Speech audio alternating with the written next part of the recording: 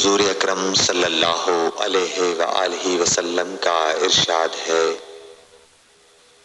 تمام اعمال کا دار و مدار نیت پر ہے، اور ہر عمل کا نتیجہ ہر انسان کو اس کی نیت کے مطابق ہی ملے گا۔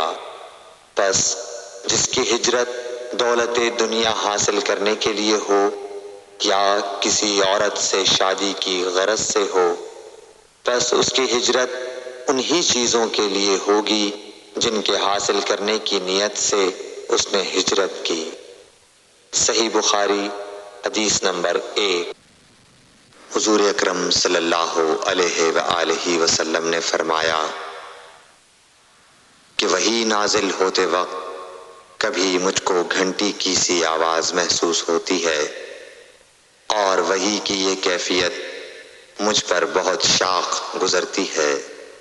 جب یہ کیفیت ختم ہوتی ہے تو میرے دل و دماغ پر اس فرشتے کے ذریعے نازل شدہ وحی محفوظ ہو جاتی ہے، اور کسی وقت ایسا ہوتا ہے کہ فرشتہ بشکل انسان میرے پاس آتا ہے اور مجھ سے کلام کرتا ہے، پس میں اس کا کہا ہوا یاد رکھ لیتا ہوں۔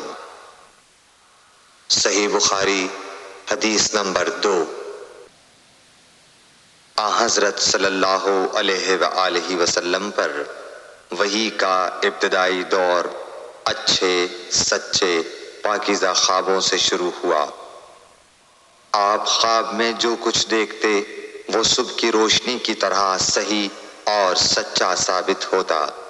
پھر من جانب قدرت آپ تنہائی پسند ہو گئے، اور آپ نے غار حرا میں خلوت نشینی اختیار فرمائی، اور کئی دن اور رات وہاں مسلسل عبادت اور یاد الہی و ذکر میں مشغول رہنے لگے۔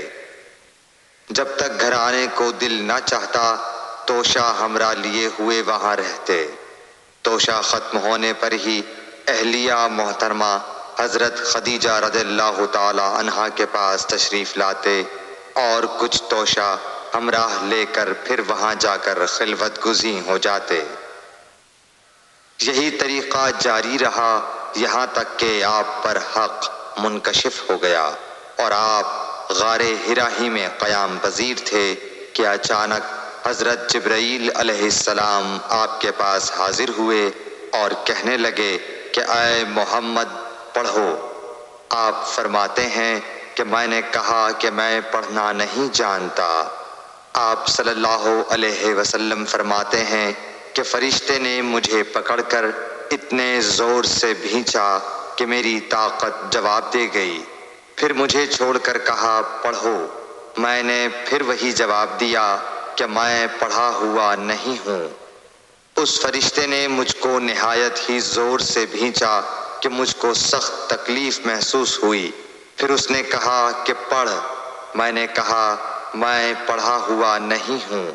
فرشتے نے تیسری بار مجھ کو پکڑا اور تیسری مرتبہ پھر مجھ کو بھینچا، پھر مجھے چھوڑ دیا اور کہنے لگا کہ پڑھو اپنے رب کے نام کی مدد سے جس نے پیدا کیا اور انسان کو خون کی پھٹکی سے بنایا۔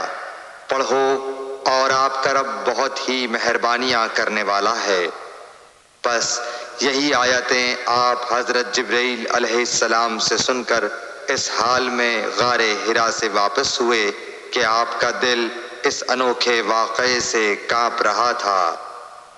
آپ حضرت خدیجہ کے ہاں تشریف لائے اور فرمایا کہ مجھے کمبل اوڑھا دو، مجھے کمبل اوڑھا دو۔ لوگوں نے آپ کو کمبل اوڑھا دیا۔ جب آپ کا ڈر جاتا رہا تو آپ نے اپنی زوجہ محترمہ حضرت خدیجہ رضی اللہ تعالی عنہا کو تفصیل کے ساتھ یہ واقعہ سنایا، اور فرمانے لگے کہ مجھ کو اب اپنی جان کا خوف ہو گیا ہے۔ آپ کی اہلیہ محترمہ حضرت خدیجہ رضی اللہ تعالی عنہا نے آپ کی ڈھارس بندھائی اور کہا کہ آپ کا خیال صحیح نہیں ہے۔ اللہ کی قسم آپ کو اللہ کبھی رسوا نہیں کرے گا۔ آپ تو اخلاق فاضلہ کے مالک ہیں، آپ تو کنبہ پرور ہیں، بے کسوں کا بوجھ اپنے سر پر رکھتے ہیں، مفلسوں کے لیے آپ کماتے ہیں، مہمان نوازی میں آپ بے مثال ہیں، اور مشکل وقت میں آپ امر حق کا ساتھ دیتے ہیں۔ ایسے اوصاف حسنہ والا انسان یوں بے وقت ذلت و خواری کی موت نہیں پا سکتا۔ پھر مزید تسلی کے لیے حضرت خدیجہ رضی اللہ تعالی عنہا آپ کو ورقہ بن نوفل کے پاس لے گئیں، جو ان کے چچا زاد بھائی تھے اور زمانہ جاہلیت میں نصرانی مذہب اختیار کر چکے تھے اور عبرانی زبان کے کاتب تھے۔ چنانچہ انجیل کو بھی حسب منشاء خداوندی عبرانی زبان میں لکھا کرتے تھے۔ انجیل سریانی زبان میں نازل ہوئی تھی، پھر اس کا ترجمہ عبرانی زبان میں ہوا۔ ورقہ اسی کو لکھتے تھے۔ وہ بہت بوڑھے ہو گئے تھے، یہاں تک کہ ان کی بینائی بھی رخصت ہو چکی تھی۔ حضرت خدیجہ رضی اللہ تعالی عنہا نے ان کے سامنے آپ کے حالات بیان کیے اور کہا کہ اے چچا زاد بھائی، اپنے بھتیجے محمد صلی اللہ علیہ وسلم کی زبانی ذرا ان کی کیفیت سن لیجئے۔ وہ بولے کہ بھتیجے، آپ نے جو کچھ دیکھا ہے اس کی تفصیل سناؤ۔ چنانچہ آپ صلی اللہ علیہ وآلہ وسلم نے از اول تا آخر پورا واقعہ سنایا، جسے سن کر ورقہ بے اختیار ہو کر بول اٹھے کہ یہ تو وہی ناموس معزز رازدان فرشتہ ہے جسے اللہ نے حضرت موسیٰ علیہ السلام پر وحی دے کر بھیجا تھا۔ کاش میں آپ کے اس عہد نبوت کے شروع ہونے پر جوان عمر ہوتا، کاش میں اس وقت تک زندہ رہتا جب کہ آپ کی قوم آپ کو اس شہر سے نکال دے گی۔ رسول کریم صلی اللہ علیہ وآلہ وسلم نے یہ سن کر تعجب سے پوچھا کہ کیا وہ لوگ مجھ کو نکال دیں گے، حالانکہ میں تو ان میں صادق و امین و مقبول ہوں۔ ورقہ بولا، ہاں یہ سب کچھ سچ ہے، مگر جو شخص بھی آپ کی طرح امر حق لے کر آیا لوگ اس کے دشمن ہی ہو گئے ہیں۔ اگر مجھے آپ کی نبوت کا وہ زمانہ مل جائے تو میں آپ کی پوری مدد کروں گا، مگر ورقہ کچھ دنوں کے بعد انتقال کر گئے۔ پھر کچھ عرصے تک وحی کی آمد موقوف رہی۔ صحیح بخاری حدیث نمبر 3۔ حضور اکرم صلی اللہ علیہ وآلہ وسلم نے وحی کے رک جانے کے زمانے کے حالات بیان فرماتے ہوئے کہا کہ ایک روز میں چلا جا رہا تھا کہ اچانک میں نے آسمان کی طرف ایک آواز سنی اور میں نے اپنا سر آسمان کی طرف اٹھایا۔ کیا دیکھتا ہوں کہ وہی فرشتہ جو میرے پاس غار حرا میں آیا تھا وہ آسمان و زمین کے بیچ میں ایک کرسی پر بیٹھا ہوا ہے۔ میں اس سے ڈر گیا اور گھر آنے پر میں نے پھر کمبل اوڑھنے کی خواہش ظاہر کی۔ اس وقت اللہ پاک کی طرف سے یہ آیات نازل ہوئیں، اے لحاف اوڑھ کر لیٹنے والے، اٹھ کھڑا ہو اور لوگوں کو عذاب الہی سے ڈرا اور اپنے رب کی بڑائی بیان کر اور اپنے کپڑوں کو پاک صاف رکھ اور گندگی سے دور رہ۔ اس کے بعد وہی تیزی کے ساتھ پے در پے آنے لگی۔ صحیح بخاری حدیث نمبر 4۔ رسول اللہ صلی اللہ علیہ وآلہ وسلم نزول قرآن کے وقت بہت سختی محسوس فرمایا کرتے تھے، اور اس کی علامتوں میں سے ایک یہ تھی کہ یاد کرنے کے لیے آپ اپنے ہونٹوں کو ہلاتے تھے۔ ابن عباس رضی اللہ تعالیٰ عنہ نے کہا، میں اپنے ہونٹوں کو ہلاتا ہوں جس طرح آپ ہلاتے تھے۔ سعید کہتے ہیں، میں بھی اپنے ہونٹ ہلاتا ہوں جس طرح ابن عباس رضی اللہ تعالیٰ عنہ کو میں نے ہلاتے دیکھا۔ پھر انہوں نے اپنے ہونٹ ہلائے۔ ابن عباس رضی اللہ تعالیٰ عنہ نے کہا، پھر یہ آیت اتری کہ اے محمد، قرآن کو جلد جلد یاد کرنے کے لیے اپنی زبان نہ ہلاؤ، اس کا جمع کر دینا اور پڑھا دینا ہمارا ذمہ ہے۔ حضرت ابن عباس رضی اللہ تعالی عنہ کہتے ہیں، یعنی قرآن آپ صلی اللہ علیہ وآلہ وسلم کے دل میں جما دینا اور پڑھا دینا ہمارے ذمے ہے۔ پھر جب ہم پڑھ چکے تو اس پڑھے ہوئے کی اتباع کرو۔ ابن عباس رضی اللہ تعالی عنہ فرماتے ہیں، اس کا مطلب یہ ہے آپ اس کو خاموشی کے ساتھ سنتے رہو، اس کے بعد مطلب سمجھا دینا ہمارے ذمے ہے۔ پھر یقیناً یہ ہماری ذمہ داری ہے کہ آپ اس کو پڑھو، یعنی اس کو محفوظ کر سکو۔ چنانچہ اس کے بعد جب آپ کے پاس حضرت جبرائیل علیہ السلام وحی لے کر آتے تو آپ توجہ سے سنتے، جب وہ چلے جاتے تو رسول اللہ صلی اللہ علیہ وسلم اس وحی کو اس طرح پڑھتے جس طرح حضرت جبرائیل علیہ السلام نے اسے پڑھا تھا۔ صحیح بخاری حدیث نمبر 5۔ رسول اللہ صلی اللہ علیہ وآلہ وسلم سب لوگوں سے زیادہ جواد سخی تھے، اور رمضان میں دوسرے اوقات کے مقابلے میں جب جبرائیل علیہ السلام آپ صلی اللہ علیہ وآلہ وسلم سے ملتے بہت ہی زیادہ جود و کرم فرماتے۔ جبرائیل علیہ السلام رمضان کی ہر رات میں آپ صلی اللہ علیہ وآلہ وسلم سے ملاقات کرتے اور آپ کے ساتھ قرآن کا دورہ کرتے۔ غرض حضرت صلی اللہ علیہ وآلہ وسلم لوگوں کو بھلائی پہنچانے میں بارش لانے والی ہوا سے بھی زیادہ جود و کرم فرمایا کرتے تھے۔ صحیح بخاری حدیث نمبر 6۔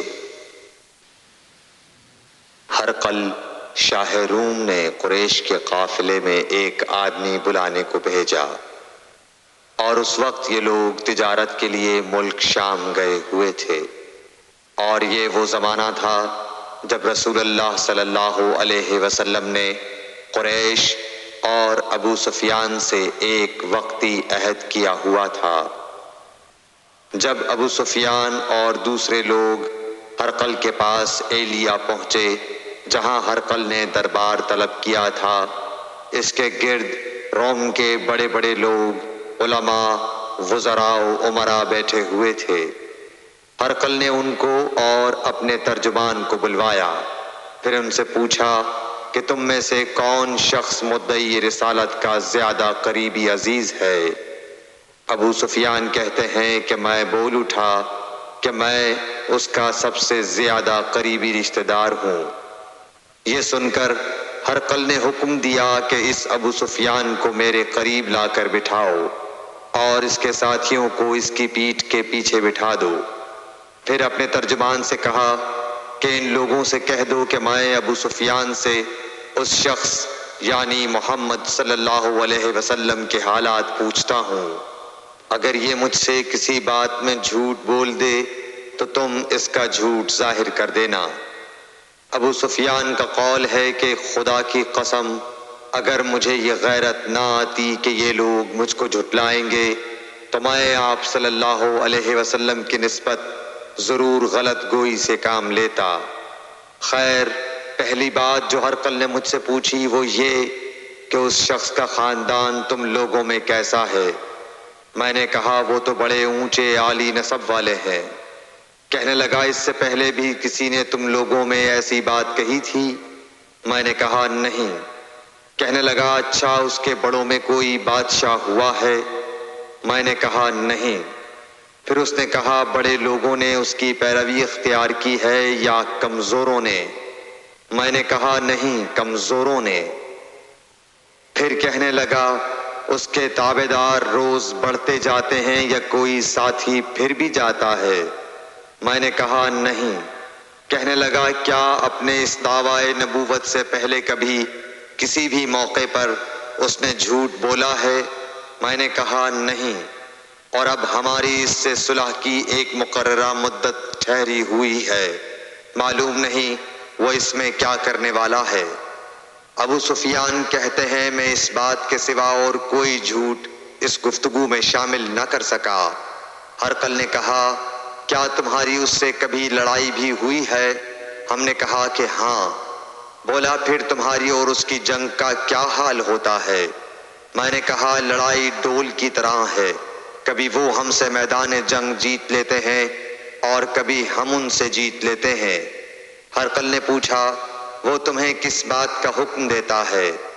میں نے کہا وہ کہتا ہے کہ صرف ایک اللہ ہی کی عبادت کرو، اس کا کسی کو شریک نہ بناؤ اور اپنے باپ دادا کی شرک کی باتیں چھوڑ دو، اور ہمیں نماز پڑھنے، سچ بولنے، پرہیزگاری اور صلہ رحمی کا حکم دیتا ہے۔ یہ سب سن کر پھر ہرقل نے اپنے ترجمان سے کہا کہ ابو سفیان سے کہہ دے کہ میں نے تم سے اس کا نسب پوچھا تو تم نے کہا کہ وہ ہم سے عالی نسب ہے، اور پیغمبر اپنی قوم میں عالی نسب ہی بھیجے جایا کرتے ہیں۔ میں نے تم سے پوچھا کہ دعوی نبوت کی یہ بات تمہارے اندر اس سے پہلے کسی اور نے بھی کہی تھی تو تم نے جواب دیا کہ نہیں۔ تب میں نے اپنے دل میں کہا کہ اگر یہ بات اس سے پہلے کسی اور نے کہی ہوتی تو میں سمجھتا کہ اس شخص نے بھی بات کی تقلید کی ہے جو پہلے کہی جا چکی ہے۔ میں نے تم سے پوچھا کہ اس کے بڑوں میں کوئی بادشاہ بھی گزرا ہے تو تم نے کہا کہ نہیں۔ تو میں نے دل میں کہا کہ ان کے بزرگوں میں سے کوئی بادشاہ ہوا ہوگا تو کہہ دوں گا کہ وہ شخص اس بہانے اپنے آباء و اجداد کی بادشاہت اور ان کا ملک دوبارہ حاصل کرنا چاہتا ہے۔ اور میں نے تم سے پوچھا کہ اس بات کے کہنے یعنی پیغمبری کا دعویٰ کرنے سے پہلے تم نے کبھی اس کو دروغ گوئی کا الزام لگایا ہے؟ تم نے کہا کہ نہیں۔ تو میں نے سمجھ لیا کہ جو شخص آدمیوں کے ساتھ دروغ گوئی سے بچے وہ اللہ کے بارے میں کیسے جھوٹی بات کہہ سکتا ہے۔ اور میں نے تم سے پوچھا کہ بڑے لوگ اس کے پیرو ہوتے ہیں یا کمزور آدمی؟ تم نے کہا کمزوروں نے اس کی اتباع کی ہے۔ تو دراصل یہی لوگ پیغمبروں کے متبعین ہوتے ہیں۔ اور میں نے تم سے پوچھا کہ اس کے ساتھی بڑھ رہے ہیں یا کم ہو رہے ہیں؟ تم نے کہا کہ وہ بڑھ رہے ہیں، اور ایمان کی کیفیت یہی ہوتی ہے حتیٰ کہ وہ کامل ہو جاتا ہے۔ اور میں نے تم سے پوچھا کہ آیا کوئی شخص اس کے دین سے ناخوش ہو کر مرتد بھی ہو جاتا ہے؟ تم نے کہا نہیں۔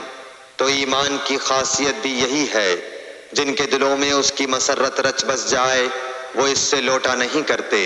اور میں نے تم سے پوچھا کہ آیا وہ کبھی عہد شکنی کرتے ہیں؟ تم نے کہا نہیں۔ پیغمبروں کا یہی حال ہوتا ہے، وہ عہد کی خلاف ورزی نہیں کرتے۔ اور میں نے تم سے کہا کہ وہ تم سے کس چیز کے لیے کہتے ہیں؟ تم نے کہا کہ وہ ہمیں حکم دیتے ہیں کہ اللہ کی عبادت کرو، اس کے ساتھ کسی کو شریک نہ ٹھہراؤ، اور تمہیں بتوں کی پرستش سے روکتے ہیں، سچ بولنے اور پرہیزگاری کا حکم دیتے ہیں۔ لہٰذا اگر یہ باتیں جو تم کہہ رہے ہو سچ ہیں تو ان قریب وہ اس جگہ کا مالک ہو جائے گا کہ جہاں میرے یہ دونوں پاؤں ہیں۔ مجھے معلوم تھا کہ وہ پیغمبر آنے والا ہے، مگر مجھے یہ معلوم نہیں تھا کہ وہ تمہارے اندر ہوگا۔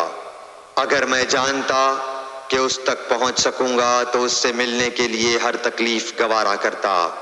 اگر میں اس کے پاس ہوتا تو اس کے پاؤں دھوتا۔ ہرقل نے رسول اللہ صلی اللہ علیہ وسلم کا وہ خط منگایا جو آپ نے وحیہ کلبی رضی اللہ تعالیٰ عنہ کے ذریعے حاکم بصرہ کے پاس بھیجا تھا، اور اس نے وہ ہرقل کے پاس بھیج دیا تھا۔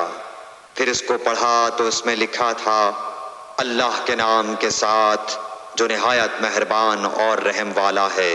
اللہ کے بندے اور اس کے پیغمبر محمد صلی اللہ علیہ وسلم کی طرف سے یہ خط ہے شاہ روم کے لیے۔ اس شخص پر سلام ہو جو ہدایت کی پیروی کرے۔ اس کے بعد میں آپ کے سامنے دعوت اسلام پیش کرتا ہوں۔ اگر آپ اسلام لے آئیں گے تو دین و دنیا میں سلامتی نصیب ہوگی، اللہ آپ کو دوہرا ثواب دے گا، اور اگر آپ میری دعوت سے روگردانی کریں گے تو آپ کی رعایا کا گناہ بھی آپ ہی پر ہوگا۔ اور اے اہل کتاب، ایک ایسی بات پر آ جاؤ جو ہمارے اور تمہارے درمیان یکساں ہے، وہ یہ کہ ہم اللہ کے سوا کسی کی عبادت نہ کریں اور کسی کو اس کا شریک نہ ٹھہرائیں، اور نہ ہم میں سے کوئی کسی کو خدا کے سوا اپنا رب بنائے۔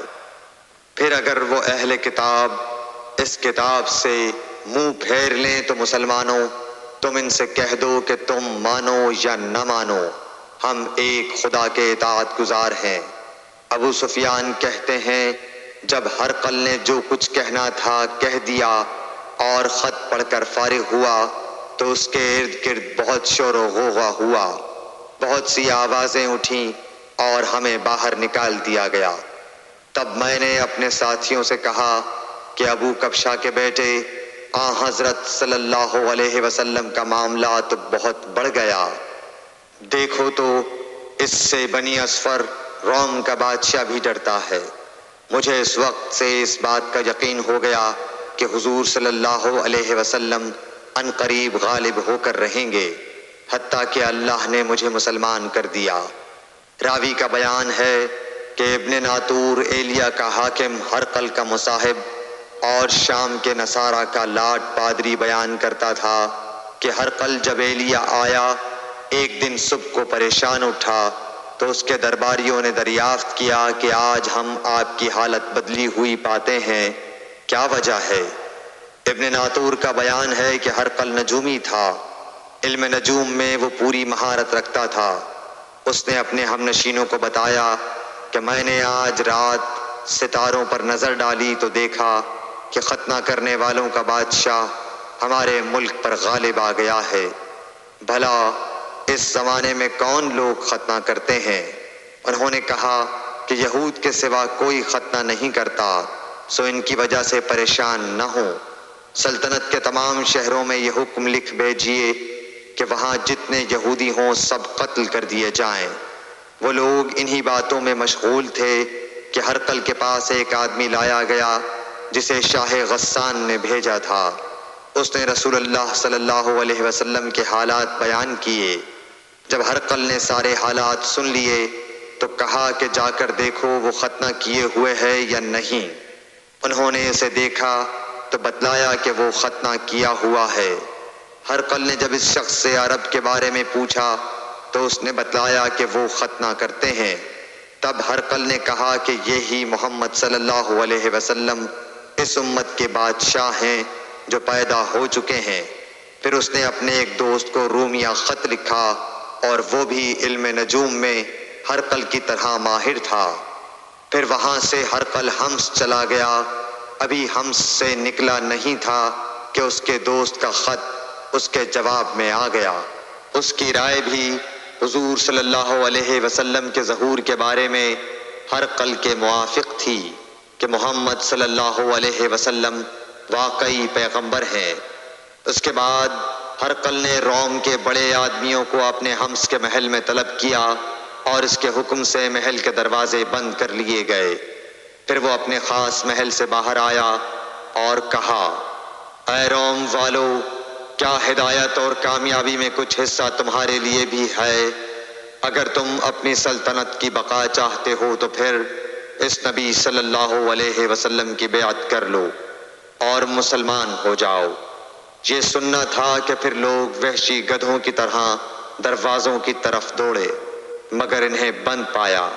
آخر جب ہرقل نے اس بات سے ان کی یہ نفرت دیکھی اور ان کے ایمان لانے سے مایوس ہو گیا تو کہنے لگا کہ ان لوگوں کو میرے پاس لاؤ۔ جب وہ دوبارہ آئے تو اس نے کہا، میں نے جو بات کہی تھی اس سے تمہاری دینی پختگی کی آزمائش مقصود تھی، سو وہ میں نے دیکھ لی۔